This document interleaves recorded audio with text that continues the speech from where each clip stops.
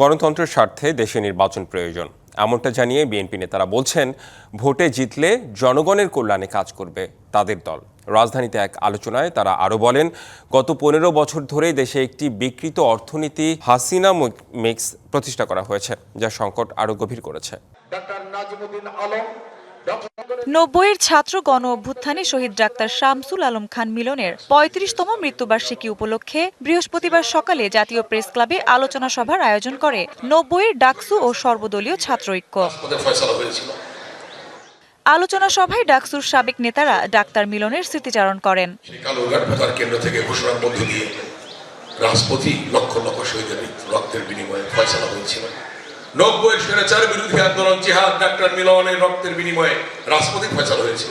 এ সময় বিএনপির সিনিয়র যুগ্ম মহাসচিব রুহুল কবির রিজভী অভিযোগ করেন, জাতীয় পার্টির কারণেই শেখ হাসিনার স্বৈরাচারী আমল দীর্ঘ হয়েছে। রাষ্ট্র ক্ষমতা দিয়ে তারা দেশের আইনকে নিজেদের স্বার্থে কাজে লাগায়। এটা এরশাদও যেমন করেছে, হাসিনাও তেমনি করেছে। আর আমলে আইন আদালত এখানে কোনো হস্তক্ষেপের কারণ সুযোগ নেই। সানবিট সব দিবে সামাল। সানবিট ম্যাজিক প্রেস ডিশওয়াশিং এর মাথা ঘোরানো সলিউশন। রাজনৈতিক দলগুলো তাদের সেখানে যে প্রভাব বিস্তার করার কিছু নেই, সেখানে তার সাজা হয়েছে।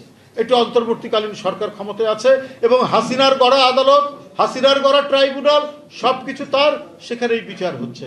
আর বিএনপির আরেক নেতা নজরুল ইসলাম খানের অভিযোগ, নিজেদের স্বার্থে 24-এর বিজয়কে কুক্ষিগত করার চেষ্টা করছে অনেকে। নিজেদের স্বার্থে অনেকেই বিজয়কে কুক্ষিগত করার চেষ্টা করে, মনে করে যে এই বিজয় সম্পূর্ণই তার।